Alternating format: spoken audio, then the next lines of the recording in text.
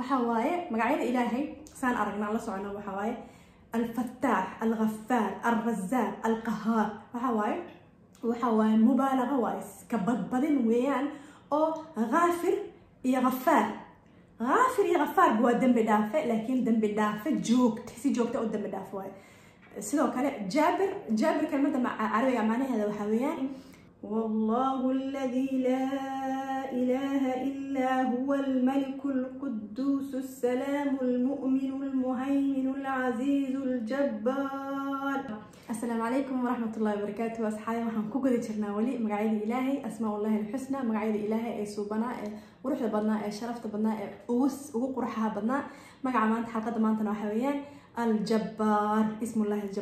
الله الجبار آيات هذا أن سو آخرين كاس أيوك جا حسين القرآن كاس ذو كحديث آية الوسط قاطي حديث كاس أوله يأخذ الجبار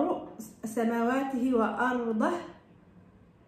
وأرضيه ما قاركن إليهن بيده وما يقول أنا الجبار أين الجبارون أين المتكبرون حديث كاس نوجو حسين هاي المجع إله الجبار مركب معناها ده عندول استغنوا معناها كلمة الجبار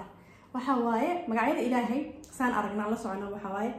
الفتاح الغفار الرزاق القهار وحواي مبالغة وايس كبدبدين ويان أو غافر يا غفار بوا دم بدافع لكن دم بدافع تحسي جوكت أو دم بدافع سيدو كلا جابر كلمة مع عربي معناها هذا وحويان فولية ويان مرك إله سبحانه وتعالى وحويان كسيد جوكت ذا وفولية كأمر كيسو فولين تهذا مر والبا dhacdo oo aan qofna weydiinaynin qofna ka amar qaadanaynin iraadadiisa ama ogolaanshihiisa mooyee wax dhacayaan ma jira hawayaan al-jabbar waxay muujinaysaa magac weynaynta ilaahay cadamada ilaahay sarreynta ilaahay awoodda ilaahay ya ayay si mubaalaga ah ayay uga turjumaysaa laakiinse waxa very interesting ah oo waxa cajiibka waxa waaye sifooyin qaar waxa jira aan bini aadam haddaan isku tilmaamno ee cagsiga noqonayso ya qofkaas waa jabbaar isla xadiidka nooga muuqata ay mutakabbiriinti aaway markuu ilaahay subxaanahu wa ta'aala leeyahay waa wax negative ah waa wax hoos u dhigid ah laakiin ilaahay subxaanahu wa ta'aala markuu jabbaar yahay asaga ugu sarreeya asaga ay awoodo qof laakiin bini aadam markuu sifadaas oo kale isku sifeeyo ama lagu sifeeyo waa sifo xun qof isla baxay waa qof isla weyn waa qof kibirsan wax fiicanna ma aha kibir oo dhan ilaahay ayuu u sugnaaday sifadaas jabbaar ah fuliye suurtageliye awoodiyo dhan ee wax ku fulayso kii lahaa weeyaan saas ogeed marka haddii aad haysatid ilaahaas jabbaarka ah ya ma u baahnid qof kale hadaa haysatid ilaahaas jabbaarka ah adiga ayaa dadka ugu sarreeya ilaahaas jabbaarka ah hadaa haysatid cid kale ma u baahnid ilaahay subxaanahu wa ta'aala xadiis waxa ku soo aroray ilaahay subxaanahu wa ta'aala wuxuu leeyahay asmaa'ul husna qofkii xafida ama man axsaaha culimada waxay ku fasiraan qofkii intuu xafida macnaheeda fahma ku tadabbura oo ku tacaamula oo si fiican u fahansan waxaweyaan dakhal jannada ayuu galayaa marka jannadana waxa weeye dee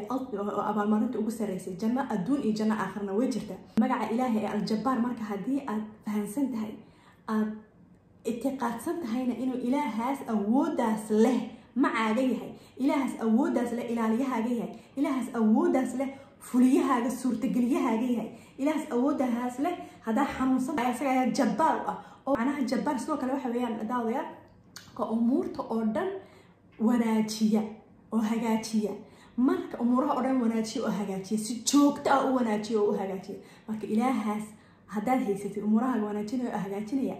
ma u baahnid wax kale ilaahay umuuraheena wanaaji oo hagaaji ilaahay jabbaaro ilaahay rabbi waxaan kugu baryaynaa magacaaga jabbaar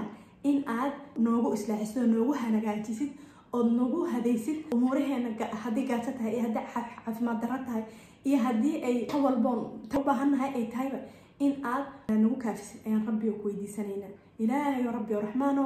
adiga ayaa jabbaar ah واجبر بخواطرنا آمين يا رب العالمين والسلام عليكم ورحمة الله وبركاته.